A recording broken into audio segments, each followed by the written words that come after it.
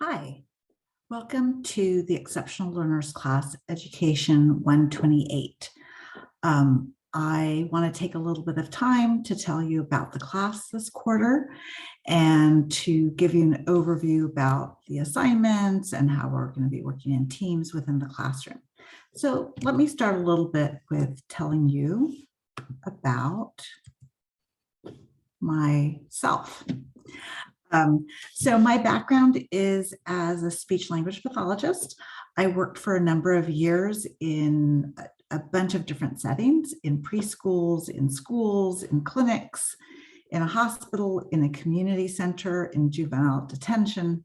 Most of my work has focused on working with preschool children who have language impairment, and it includes children with autism, children with reading disabilities, children who have physical disabilities, anything that affects the development of speech or language. Those are the types of children that I worked with in my clinical background. I worked as a bilingual SLP in the San Francisco Bay Area for a number of years until I decided to go back to school and get a PhD. And so my research from the time that I worked on my PhD focused on non-biased assessment. I was really concerned and really interested in why children who were bilingual or who spoke varieties of English that were non-standardized for forms of English were over-identified as having language impairment when they were speaking the language of their community. And so that was really the basis of the research that I started doing. I was super interested in how standardized testing affected their performance, or how their performance was interpreted on the basis of standardized assessment. I was also interested in whether dynamic assessment, where you kind of introduce a little bit of intervention into the assessment, could tell us a little bit more about children's capacity to learn language. The other two areas that I've been really interested in over the last 25 years or so have been how children develop narratives, how they tell stories, how they use stories to relate to other people, how they comprehend stories, and also semantics. So how do kids store, access, and use their words? How do they make connections among those words? And so all of these areas have been really the focus of the research that I've done over the last 25 years.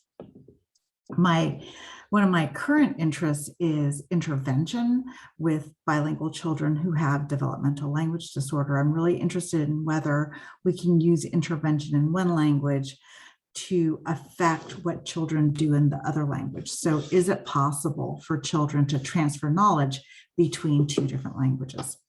So I come to you from both a clinical perspective and a research perspective. I worked in mainly preschools, but some schools, and I have experience working with teachers, with other professionals in the field, to provide services that are appropriate for young children with disabilities.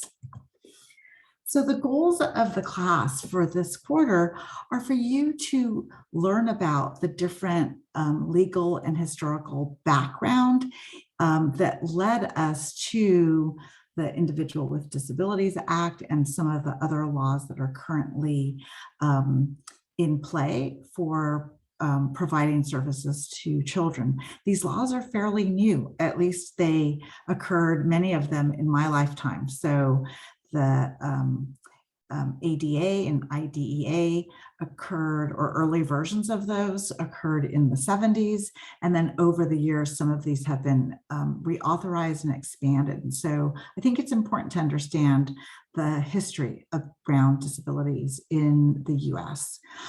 You're also going to gain knowledge about specific disabilities in the field. So we're going to cover, of course, developmental language disabilities, but reading disabilities, intellectual disability, autism, social emotional disabilities. So we're going to cover a full spectrum of the kinds of disabilities that we might see in children in school settings.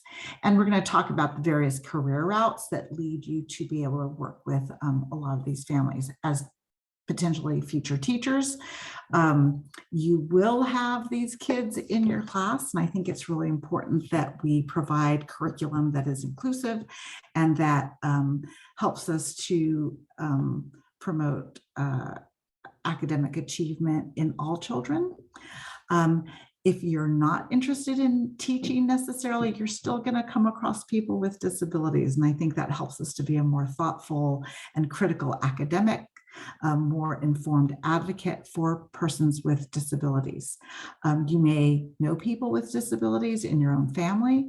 And I think it's really important that we always think about how can we have schools and communities that are more inclusive and that are designed in like this universal manner so that we can promote inclusivity. I'm going to show a quick video. This is just a few seconds. So you can hear some of this in people's own words. I think that some people think that the ADA is, if we follow these rules, we're doing it right. The ADA is a floor, it's not a ceiling. And that's a problem, because unless it applies everywhere, people with disabilities cannot fully participate in their communities. If I have to feel thankful about an accessible bathroom, when am I ever going to be equal in the community? A good first step is to begin thinking about disability rights as basic human rights. Would you like to see handicapped people depicted as people? I think that people think. So I think basic human rights are disability rights. And I think that that's something that we have to think about as one of the goals for this class. We're going to have several themes, and I've divided the quarter into these 5 themes that are pretty broad, and we're going to pack a lot of information into each of these. So the first 2 weeks, we're going to be focusing mainly on inclusion. Then we're going to switch over to thinking about and learning about response to intervention and including learning disabilities. And then the next 2 weeks, we're going to talk about communication disorders. And communication disorders includes both speech and language disorders. It includes reading disabilities. So it's a whole conglomeration of disorders. The next 2 weeks, we're going to talk about emotional and behavioral disorders and autism. And finally, we're going to talk about intellectual and developmental disabilities and low incidence disabilities. So these are disabilities that aren't the most common disabilities, but you are probably going to run into somebody with a disability that is categorized as a low incidence disability. So across these themes, we're going to do several different kinds of things. We're going to do readings, we're going to do case studies, you're going to have the opportunity to do a deeper dive into a couple of themes as you select. And so this is overall what the class is going to be focusing on. What is my philosophy about teaching and learning, or what are my expectations? I think that one of the things that you want to do is you want to read the material. In order to learn it, it's important to recall it. Sometimes it doesn't feel like you're learning it as you're kind of going through it. And so we're going to give you, or I'm going to give you some opportunities to engage with that content. And so this is kind of a layered approach to learning. So you have exposure to the material from reading it. You're going to do some online reading quizzes to help you recall that material. And you'll have the opportunity to do them more than once if that's what you want to do. And then we're going to engage with that content through applying it. We're going to apply it in a couple of different ways. We're going to do case studies in class, and we're going to do that as teams so that we can really do some discussions of the issues that you're reading about and learning about in class. Doing these case studies and discussing them together in small groups and then sharing out with the whole group and seeing what everybody else is thinking helps you to really internalize that information.